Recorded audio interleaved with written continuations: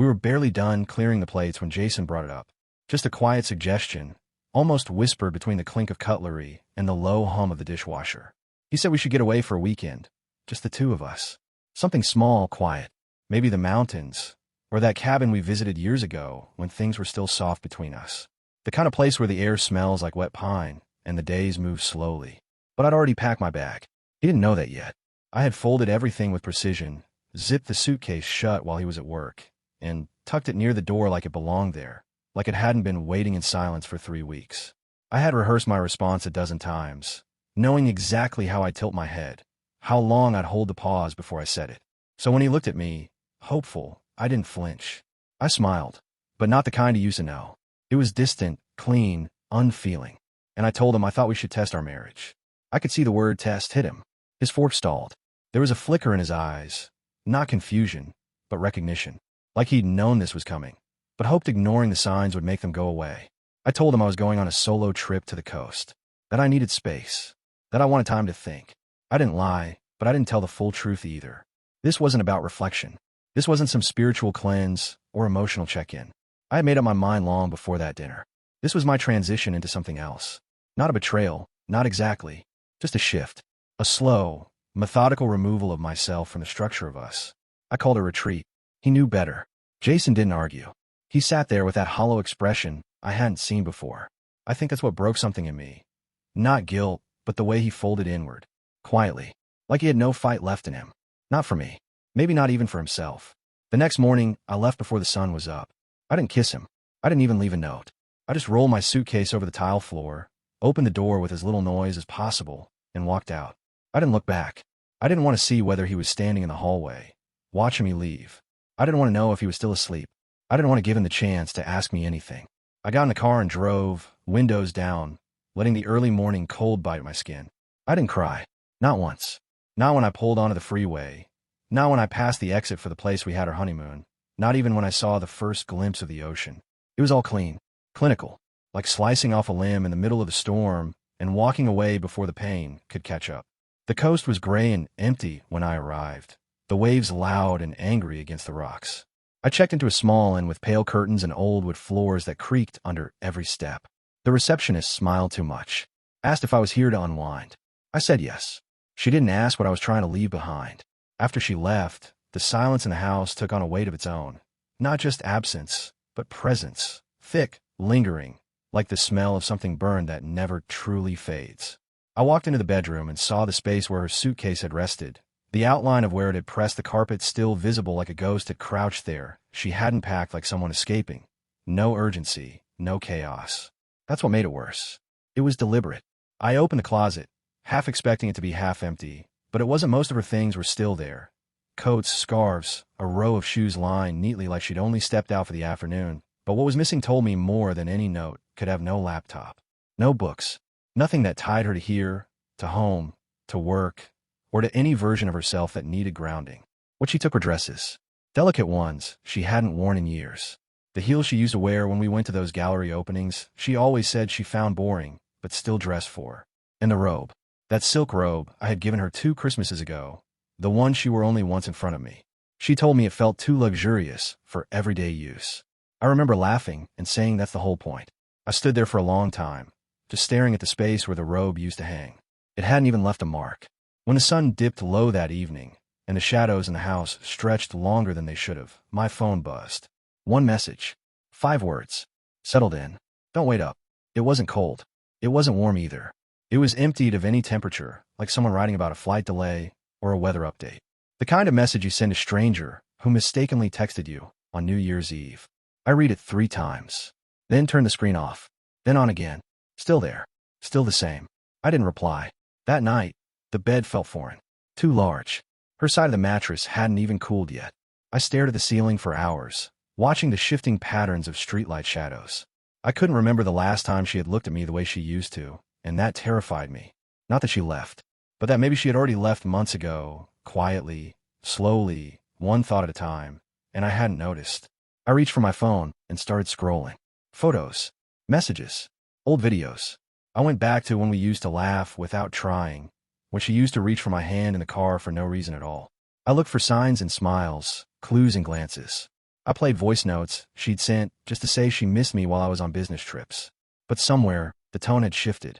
There were no sharp edges, no obvious betrayals, just soft fade-outs, like the tail end of a song that once filled the room, but now played only in the background, too quiet to notice unless you strained to hear. By 3 a.m., I wasn't looking for memories anymore.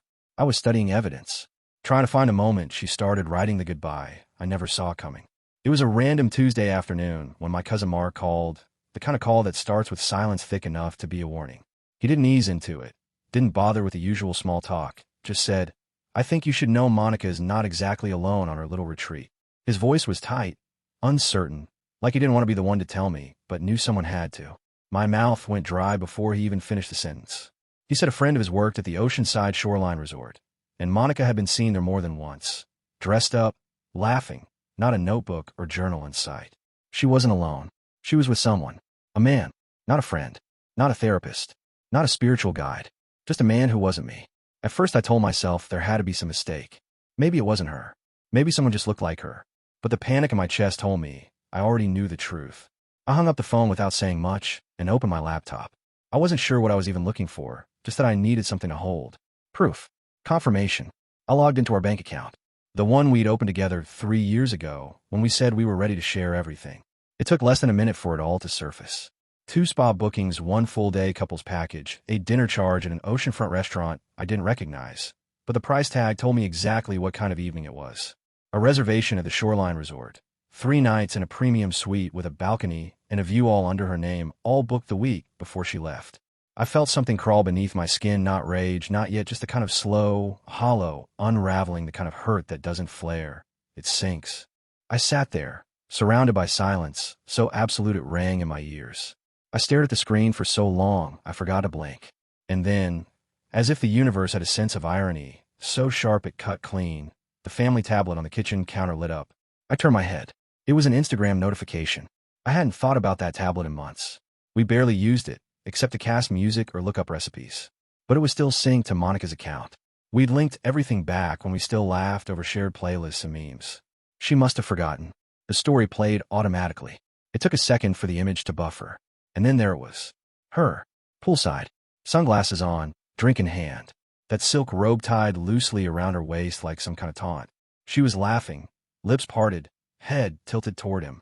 He was lounging next to her, shirtless, tanned, too comfortable for a man who was supposedly part of her reflection. His hand reached for hers, casually, like they'd done this 1,000 times. Her fingers met his. They lingered, touched, stayed. I didn't move. I didn't breathe. I watched it on loop. 10 seconds that replayed like a hammer to the chest. I don't know how long I stood there. Everything else fell away. The counters, the hum of the fridge, the dishes in the sink. All I could see was her. And him. And the quiet way she had rewritten our story while I sat here, digging through memories, trying to find out where I went wrong. Turns out she had already decided the ending. I just hadn't been given the courtesy of a page. I didn't scream. I didn't call her. I didn't demand answers or fire off angry messages demanding explanations I already knew I wouldn't get. Instead, I walked into the kitchen, poured a glass of water, and sat down in the quiet. There was a certain kind of stillness that came with clarity, like a door unlocking inside you that had been rusted shut for too long. I took a long breath and reached for my phone. Martin picked up on the second ring. He'd been my friend since college, and more importantly, he was a damn good attorney. I didn't waste time. I want out, I said, my voice low, steady, measured in a way that surprised even me. But cleanly. No scenes. No war. I just want her out of my life. Legally, financially, completely. There was a pause on the other end, like he was weighing how much emotion was sitting beneath the surface of my words. Okay, he said eventually. Let's start this right. We spoke for a while. He asked questions I already knew were coming. Property. Joint accounts. Assets. No kids. No mortgage. That made things easier. She kept putting off the idea of buying a house together, saying it locked things in too permanently. At the time, I thought she was being cautious. Now, I saw it for what it was, preparation. An escape route. She'd been laying the groundwork for a clean break long before I even noticed there was something to run from. After the call, I stood in the middle of the living room and just looked around. Every corner of that space held something we'd chosen together. The rug we argued over for a week. The framed photographs of vacations we pretended to enjoy. The abstract painting above the couch, she said, reminded her of motion, even though I always thought it looked like a mess of tangled wires. None of it felt like mine anymore. It was all borrowed, stained with a story I no longer wanted to live in. I grabbed 3 cardboard boxes from the hall closet and started. The frame photos came down first. I didn't look at them, just pulled them from the walls, wrapped them in old towels, and stacked them tight. I moved room by room, pulling pieces of her out of the space with mechanical precision. Her books stayed, her scarves, her half-used lotions in the bathroom drawer. But the gifts I gave her, the things that came from me alone, I took those back. Not out of spite, but out of reclamation. I needed to see the lines again, where she ended and I began in the bedroom. I opened the drawers and saw how neatly her things still sat, untouched, as if she were coming back any minute. I didn't touch those. I wasn't interested in sending a message. I wasn't burning bridges. I was building a door. I took down the little string of Polaroids she'd hung over the dresser, the ones from random weekends and lazy mornings. I folded them into an envelope and placed it inside the box labeled ours, not because I wanted to keep them, but because throwing them away felt dishonest. We had lived those moments. They just didn't mean what I thought they did. By the time the sun began to dip outside, the place already felt different. Lighter. Hollow, yes, but in a clean way, like something waiting to be rebuilt. I wasn't angry. Not in the way people expect. The betrayal was real, sharp, unforgettable, but it didn't control me. She'd walked away emotionally months ago, step by step, smile by smile, until all that was left was her body in the room and a stranger wearing her voice. Now I was doing the same, just in reverse. She took her soul first. I was removing the rest. One photo, one nail in the wall, one quiet decision at a time. Her messages started the morning after I boxed up the last photograph. The first one buzzed through while I was at the bank, sitting across from a manager helping me open a new personal account. Thinking of you, it read. No punctuation, just those 3 words sitting on the screen like nothing had changed, like she hadn't spent the last few days wrapped in someone else's arms while calling it reflection. I didn't open it. I saw the preview and let it rot on the lock screen. By the time I got home, there were more. This week has helped me see things clearer. I've missed our quiet nights. Can't wait to reconnect when I'm back. Each one more absurd than the last. As if I was meant to pretend none of it had happened. As if I hadn't seen her poolside fingers tangled with his. Her tone wasn't apologetic. It wasn't guilty. It was curated, polished, full of vague affirmations that gave her the emotional high ground while denying me the right to feel betrayed. I didn't respond. I wouldn't. Every time I saw her name light up on my phone, it felt like someone had slipped something bitter into my throat. Meanwhile, she was still performing. Her Instagram, still synced to the tablet I hadn't gotten around to resetting, showed me more than she likely meant to. Filtered sunsets, a smoothie in hand, her bare legs stretched out on a lounger with a caption that read, healing, resetting, grateful. She'd always had a way of dressing deceit in soft words. Even her betrayal came in pastels. I didn't rage. I acted. I spent my days quietly dismantling every thread that tied our lives together. I called the bank and had our joint accounts frozen. Not drained, not stolen, just paused. Legally, carefully. I set up a new checking account in my name alone. I rerouted every bill, every payment, every automatic draft to the new account. Anything with her name on it became an item to sever, not discuss. There would be no emotional negotiations, no long talks at the kitchen table. I wasn't interested in her reasons, her rediscovery, her sudden insights. I rented a storage unit near the edge of town. Small, clean, climate-controlled. I began filling it with everything that belonged to her. Closet items, shoes, gift from her side of the family, books she insisted she'd read one day, but never touched. I labeled each box with her name in sharp black marker. I didn't rush the process. I wasn't purging, I was removing. Like pulling a tumor out piece by piece without damaging the muscle underneath. It wasn't satisfying. It was necessary. Every night, she sent another message. Little digital ghosts of the person I thought I married, tapping gently against the glass. I never blocked her. That would have felt too loud, too final. Instead, I let the messages stack, unread and unanswered, until they faded under the weight of my silence. She had chosen to slip away one lie at a time. I was simply choosing not to follow. I heard her keys before I saw her. The sound of metal scraping in the lock used to mean home, safety, the rhythm of normal life returning. But now it sounded foreign, like an intruder was letting themselves in with a key that no longer belonged. She stepped inside, quietly, probably expecting warmth, maybe hesitation, maybe the kind of hesitation she could twist into forgiveness. What she found was silence. The house, once layered in our shared life, was stripped bare. No framed photos, no throw blanket she used to curl under, no remnants of us. Just furniture and space. I was already seated at the kitchen table, hands folded, eyes fixed on the spot in front of me. She stood by the door for a second too long, suitcase in hand, her face arranged carefully, eyes wide, mouth soft, the kind of vulnerability that looks rehearsed. She dropped the suitcase and walked in slowly, her tone light, cautious. "I thought we could talk," she said, like she was the one offering a bridge. I didn't speak. I just slid the envelope across the table. She paused before picking it up, her fingers brushing the flap with a kind of hesitance that wasn't fear, it was recognition. She already knew what was inside. She just hoped I hadn't found the courage to put it in writing. She opened it anyway. The first sheet was the address of the storage unit, typed neatly, followed by a printed inventory list of every item I had packed away for her. Nothing petty, nothing damaged. Just gone.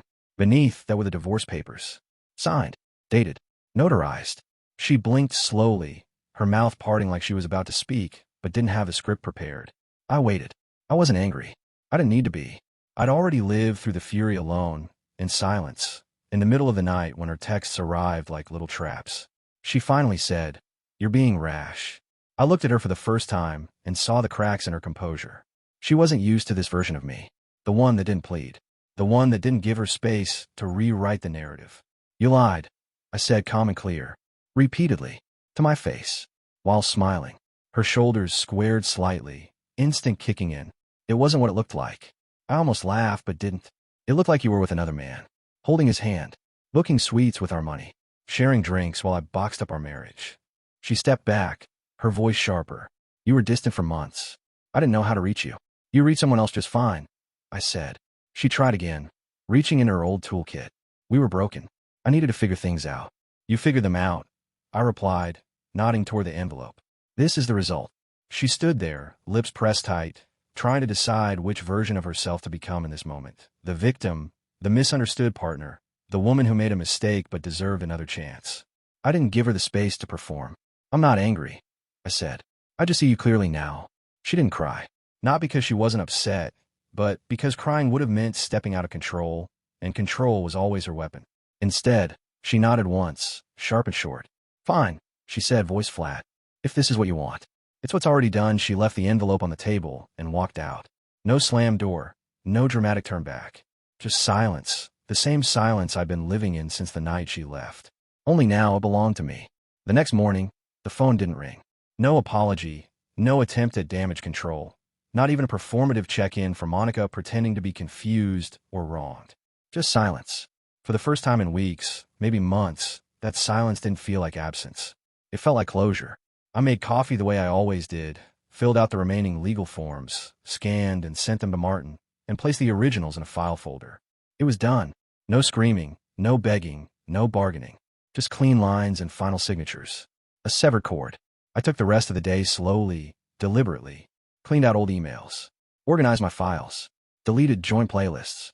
Every act was quiet but freeing, like unclenching a fist that had been held too tightly for too long. And then, just as the sun dipped low through the living room blinds, my phone buzzed. Not her. Not another manipulative reach across the emotional gap she had dug herself. It was Elena. We knew each other through a couple of overlapping industry events, art panels, design expos, the kind of things you go to out of professional obligation, but occasionally leave with decent conversation. Her message was brief and disarming in its simplicity. "Hey, I know this is out of nowhere, but if you feel like getting dinner this week, I'd enjoy catching up."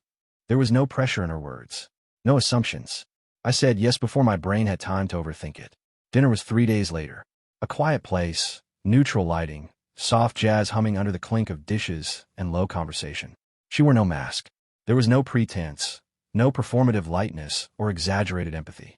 Just Elena, curious, honest, with eyes that didn't scan the room looking for validation, but stayed on mine. We talked about work, about cities we'd visited, the exhaustion of networking, the underrated value of solitude. She didn't ask what happened between Monica and me. She didn't push. She gave me space to be still. Across from her, I felt human again. Not like someone recovering from betrayal, but like someone simply living, without the burden of explaining himself. We didn't talk about beginnings, or possibilities, or the past. There was no pressure to define what the moment meant. It was just warm, steady, present. Later that night, after I got home, I opened Instagram one last time. Monica had posted another photo, wind in her hair, sunglasses reflecting blue sky, captioned with something like "grateful for growth." New energy, new season. I didn't feel anger, just distance. That version of her, always trying to rewrite herself in real time, had nothing to do with me anymore. She could perform all she wanted for an audience of strangers. I didn't need to watch. I closed the app, set the phone face down on the table, and turned off the lights. For the first time in a long time, I didn't feel like I owed anyone a performance. I wasn't pretending to be okay. I simply was. It had been weeks since I last thought about her in any real, active way. The kind of thoughts that used to creep in during quiet moments, when the kettle boiled or the car idled at a red light, had finally lost their grip. Life had found a rhythm again, not flashy or dramatic, but solid. Elena and I had become something I didn't feel the need to name. It wasn't a replacement or a rebound. It was a piece that didn't ask questions. So when I saw Monica again, it wasn't heartbreak or anger that surfaced, it was nothing, and nothing, I've learned, is the loudest silence you can give someone who once expected everything. It was at a friend's gallery event, the kind she always used to love for the wine and the soft lighting and the way everyone performed subtle admiration. She stood near the far wall, holding a glass of red too tightly, wearing a dress that looked just expensive enough to suggest she'd moved on. But her eyes said otherwise. She watched Elena and me from across the room, watched the way I leaned in when Elena laughed, the way I stood comfortably beside someone without tension curling beneath my shoulders. Her expression was unreadable, but her posture gave her away. Frozen, hesitant, not quite sure whether to look amused or ashamed. Eventually, she made her way over, not in a rush, but with that purposeful slowness that people use when they think they still have emotional leverage. Elena excused herself with a touch to my arm, sensing the shift immediately. Monica waited until we were alone, then stood there in front of me, as if waiting for an opening that wasn't coming. "You look good," she said quietly. I nodded once. It didn't require a response. "I didn't expect to see you here," she added. "I was invited," I replied, evenly. No malice. Just a fact. She looked down at her wine, then back up at me. "Can we talk?" "There's nothing left to talk about," I said, not cruelly, but with the firm clarity of someone who had spent enough time carrying the weight of her decisions. Her eyes shifted, blinking rapidly like she didn't expect the conversation to end before it began. I need you to understand," she said, her voice lower now, cracking at the edges. "I don't," I replied, "and I don't owe you that." That was the last thing I said to her. I didn't wait for a response. I didn't stand there for the awkward pause, or the trembling chin, or the reaching hand. I turned and walked back toward Elena, toward a conversation I actually wanted to continue, toward a life that no longer required justification. Months passed. Monica's name stopped appearing in text previews and shared threads. And then, one morning, an email. No subject line, just her name. I saw it and felt absolutely nothing. I archived it without opening it. I didn't need her words. I had lived the truth already. I repainted the house 2 weeks later. Something simple, quiet, soft gray replacing the once warm tone she'd insisted on years ago. I donated her books, her kitchen gadgets, even the throw pillows she loved. Not out of spite, but because they didn't belong to the life I was living now. Each small act stripped away another layer of a past I no longer lived inside. And one morning, standing barefoot in the middle of the room, coffee in hand, sunlight pouring through windows that no longer carried the memory of her, I realized I finally felt like I lived somewhere that was mine fully, quietly, unapologetically mine.